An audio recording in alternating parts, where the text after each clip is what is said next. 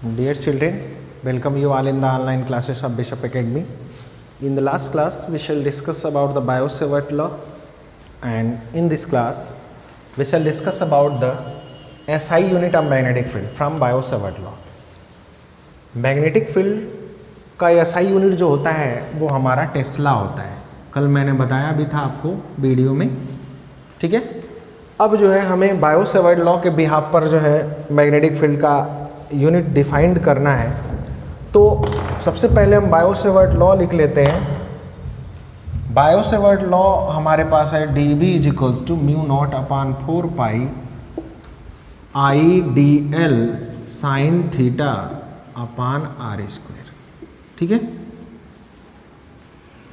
ये हमारा जो है होता है फार्मूला।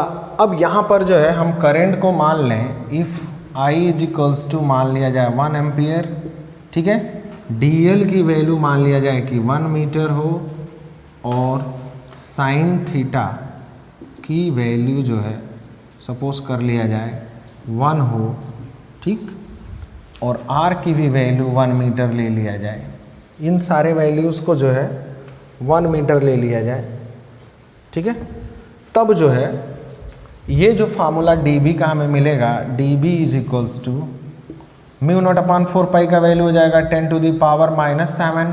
I का वैल्यू 1 है, DL का वैल्यू भी 1 है, साइन थीटा का भी वैल्यू 1 है, मतलब कि थीटा क्या हो 90 डिग्री हो, साइन 90 का ही वैल्यू 1 होता है, और R की वैल्यू भी 1 मीटर लिया गया है। तो ये सारे वैल्यूज़ 1 बन जाएंगे और मैग्नेटिक फील्ड आ जाएगा आपका 10 to the power -7 Tesla.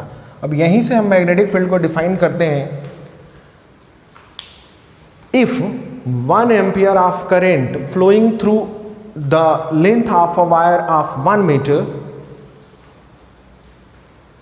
And the point where to be magnetic field is found is 90 degree, making 90 degree with the small element, and the distance of that point is 1 meter from the wire, then the magnetic field at that point is said to be 10 to the power -7 Tesla. यानी अगर कोई एक wire है जिसके small element 1 metre के small element के length की वजह से इससे परपेंडिकुलर और 1 मीटर डिस्टेंस पर अगर magnetic field 10 to the power -7 tesla है और इसमें 1 एम्पियर करंट फ्लो हो रहा है, ये भी बताना होगा हमें। तो यहाँ पर ये जो मैग्नेटिक फील्ड होगा वो 10 टू द पावर -7 टेस्ला का होगा। यानी कि ये सारे कंडीशंस अगर फॉलो होते हैं तो जो मैग्नेटिक फील्ड होगा वो 10 टू द पावर -7 टेस्ला का आ जाएगा, ठीक है।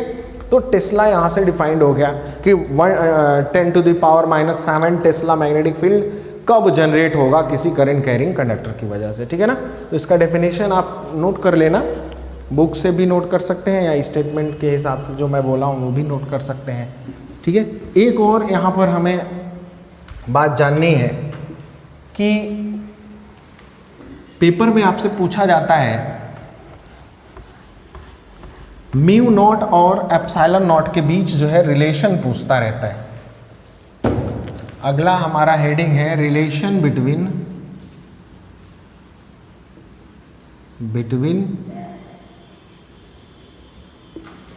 Epsilon not and mu naught. देखिए हम क्या करते हैं, epsilon not into mu naught की वैल्यू अगर लिखना चाहें, ठीक ना, तो क्या कर सकते हैं हम यहाँ से एप्सिलॉन नॉट की जो वैल्यू है वो हम नोट कर सकते हैं, या ऐसे हम नोट कर लेते हैं 1/4 पाई एप्सिलॉन नॉट की जो वैल्यू होती है वो होती है 9 इंटू 10 टू द पावर 9, ठीक है। अब जो है हम इसमें जो है म्यू नॉट अपान 4 पाई की जो वैल्यू है वो है हमारे पास 10 टू द पावर -7, ठीक है। इन दोनों को हम क्या कर देते हैं, मल्टीप्लाई कर देते हैं।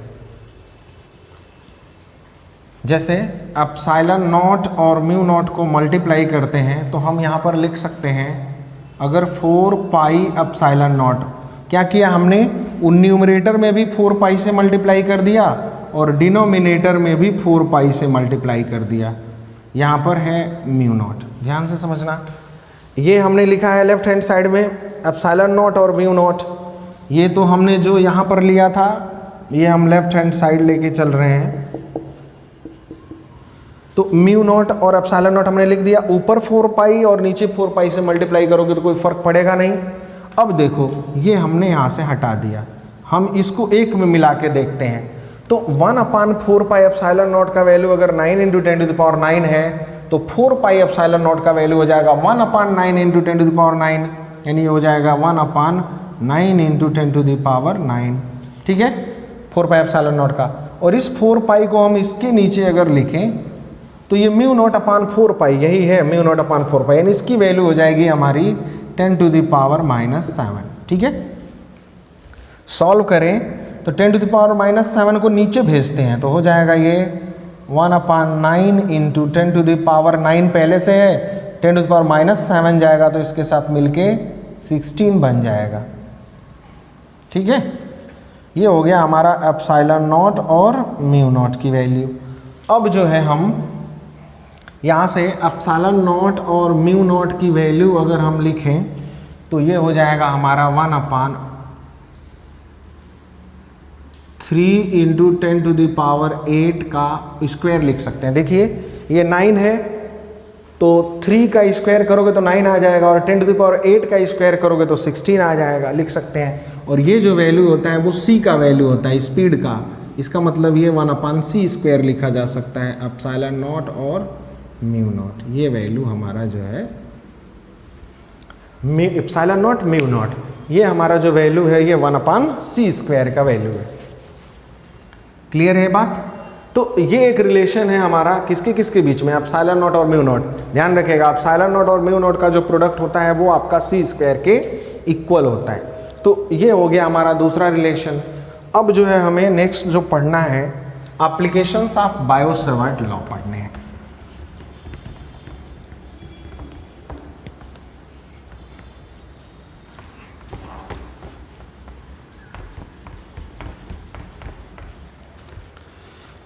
एप्लीकेशंस ऑफ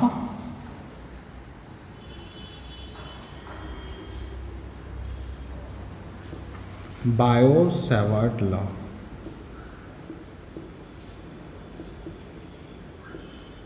ठीक है, अब जो है आगे हम चलते हैं एप्लीकेशन में। फर्स्ट जो एप्लीकेशन है हमारे पास बायो-सेवर्ट लॉ का वो हमारे पास है मैग्नेटिक फील्ड।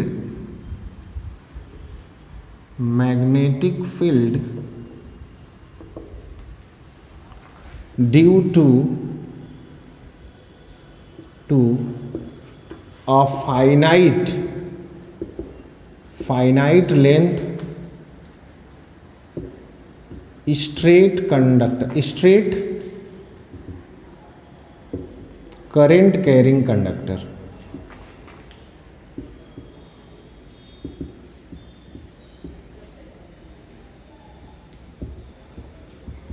ठीक है, देखिए magnetic field due to a finite मतलब होता है जिसकी वैल्यू एक फिक्स हो, जिसकी वैल्यू क्या हो, लिमिटेड हो, स्ट्रेट हो और करंट कैरिंग हो। यानी कि एक स्ट्रेट वायर है, सपोज कर लिया जाए कि हमारे पास एक वायर है AB जो स्ट्रेट भी है और इसमें जो फ्लो हो रहा है वो करंट है, फ्लो हो रहा है, ये करंट फ्लो हो रहा है I। सपोज कर लिया हमने एक वायर है AB और उसमें करंट फ्लो हो रहा है I। ठीक है, और इस वायर के वजह से आप जानते हो इसमें जब करंट फ्लो होगा तो इसके अराउंड मैग्नेटिक फील्ड क्रिएट होगा, और जो मैग्नेटिक फील्ड क्रिएट होगा तो हमें किसी पॉइंट पर, इसके आसपास किसी पॉइंट पर मैग्नेटिक फील्ड को पता करने का क्या पता करना है, फॉर्मूला पता करना है। तो हमने सपोज कर लिया कि एक पॉइंट P है जहां पर हमें मैग्नेटिक फील्ड क्या करना है, पता करना है। एक पॉइंट P हमने ले लिया, ठीक है, जिसका यहां से जो डिस्टेंस है वो A दे रखा है। क्लियर है? क्योंकि इतना इंफॉर्मेशन आपको दिया हुआ है। तो सबसे पहले ये तो हमारा हेडिंग हो गया। यहां पर स्टेटमेंट आप लिखोगे, लेट अस कंसीडर, आप वीडियो पास करके लिख लीजिएगा, मैं स्टेटमेंट बोल दे रहा हूं। Let us consider a wire AB having finite length, या ऐसे लिखना, late us consider a straight wire AB having finite length and carrying current I, we have to find out the magnetic field at point P, which is a perpendicular distance from the wire. Okay, now अब जो है हम यहाँ पर Biot-Savart law लगाना चाहते हैं, तो उसके लिए हमें क्या कंसीडर करना होगा। अब हम इतना स्टेटमेंट लिखने के बाद लिखेंगे लेट अस कंसीडर, यहां मैं लिख दे रहा हूं, let us consider a small element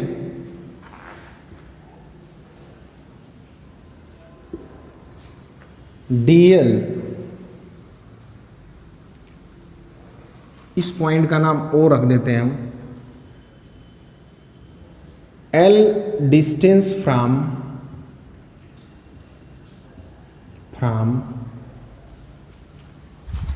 point O.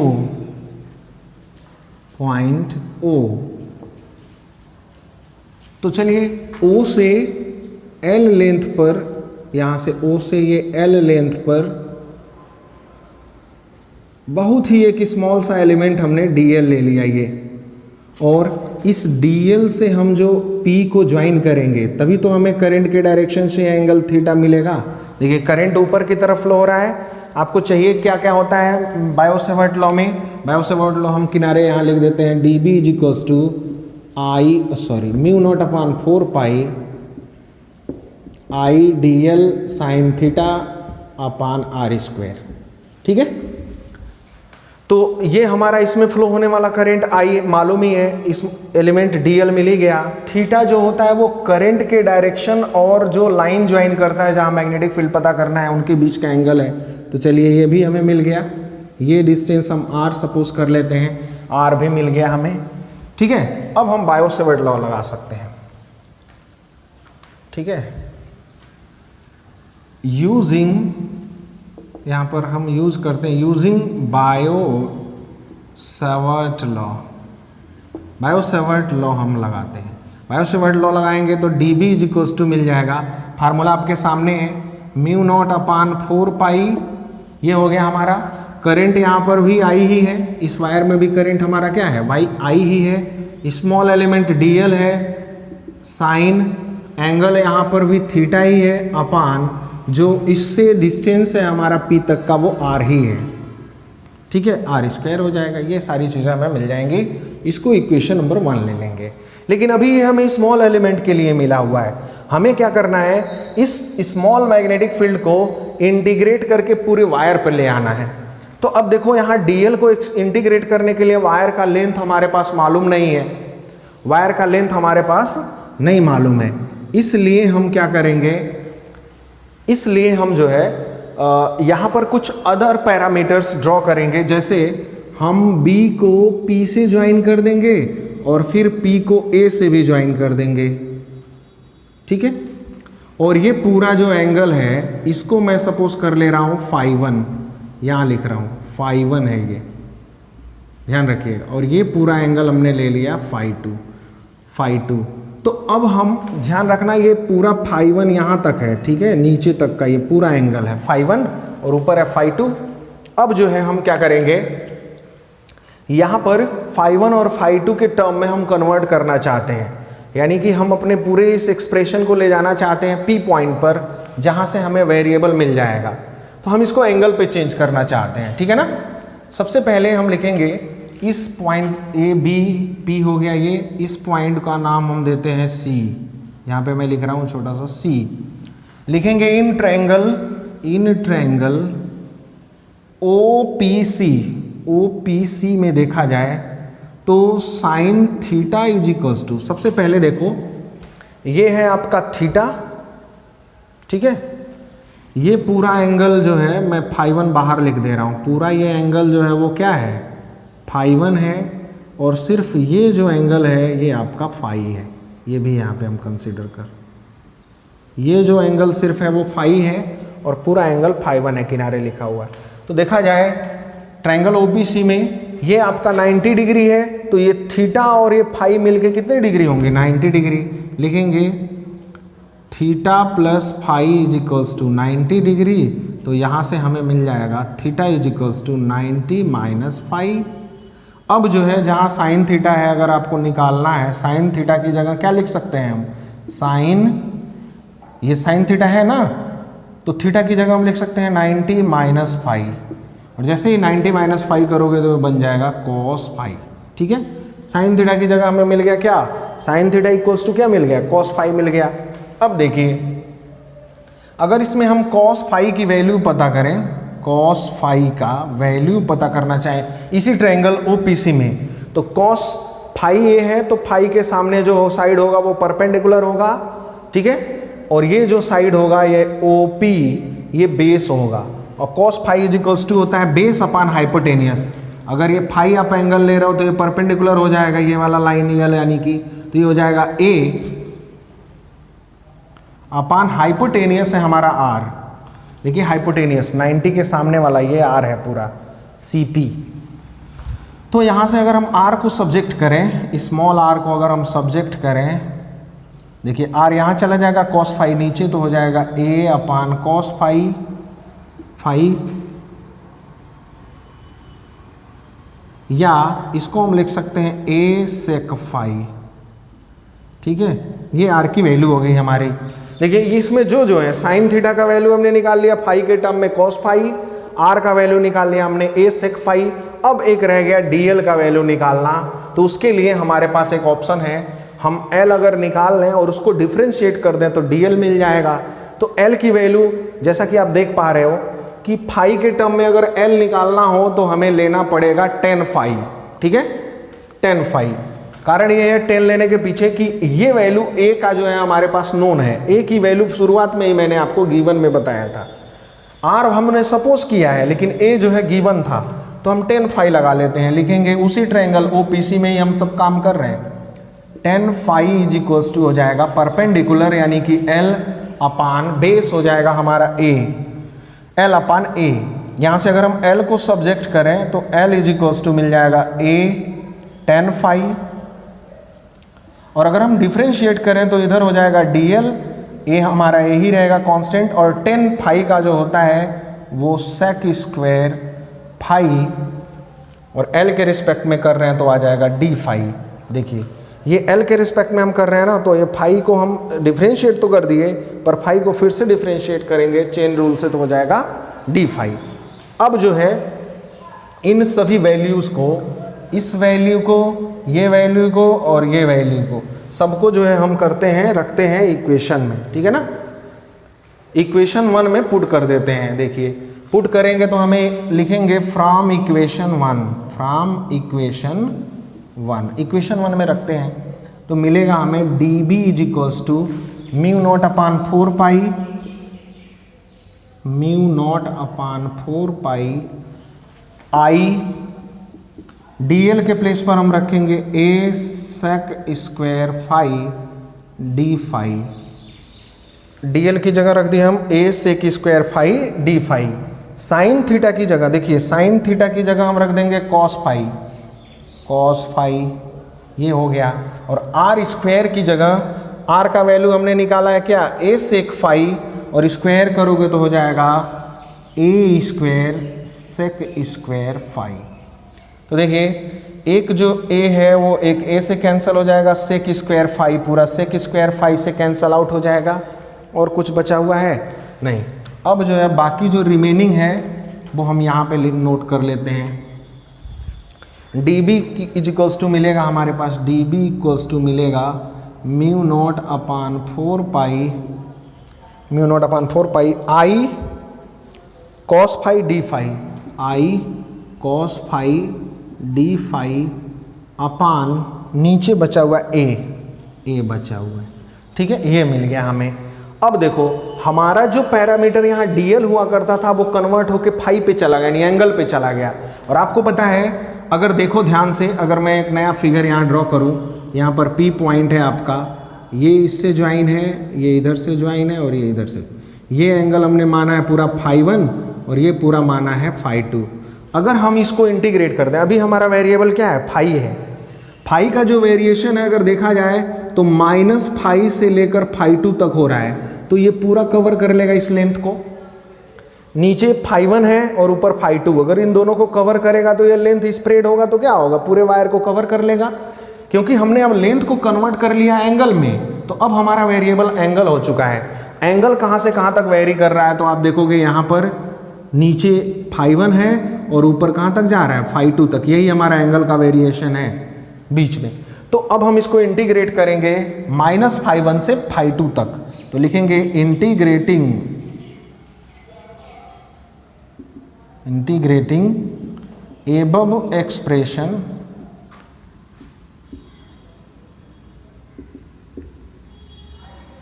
above expression with limit -φ1 to φ2। तो इंटीग्रेट करेंगे तो dv का इंटीग्रल हो जाएगा b μ0/4 और i, ये सब कांस्टेंट है, बाहर चले आएंगे। a भी नीचे बाहर चला आएगा, μ0 I/4 a, ये सब कॉमन चले आएंगे। इंटीग्रेट होगा -φ1 to φ2 cos φ d φ। cos φ का जो इंटीग्रल होता है वो हमारा होता है sin φ, ठीक है ना। तो ये हो जाएगा आपका μ0 I/4 a। इंटीग्रेट करेंगे तो इसका इंटीग्रल हो जाएगा हमारा sin φ लिमिट हो जाएगा -φ1 to φ2, ठीक है। अब यहाँ पर हम लिख लेते हैं, जब लिमिट रखते हैं तो पहले ऊपर वाला लिमिट रखते हैं फिर नीचे वाला रखते हैं, तो हमें b = मिल जाएगा μ0 I/4 a ब्रैकेट में sin φ2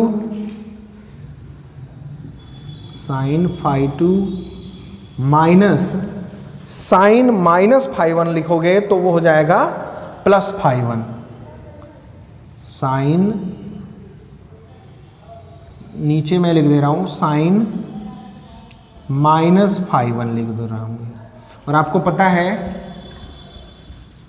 sin -φ का वैल्यू जो होता है ना वो -sin φ होता है, -sin φ होता है, ठीक है ना। तो जो ये -φ1 है वो माइनस बाहर चला आएगा, सॉरी यहाँ पे प्लस नहीं रहेगा, माइनस रहेगा। तो जब ये माइनस बाहर आएगा ना, जैसे यहाँ पर आया है माइनस बाहर, तो ये माइनस और प्लस हो जाएंगे। हमारा फार्मूला बनेगा b = एक काम करता हूँ मैं, इतना नोट कर लीजिए, ये स्टेप हम यहाँ से हटा देते हैं, उधर ऊपर लिख लेते हैं मिटा करके, ठीक है, ताकि देखने में आपको परेशानी ना हो।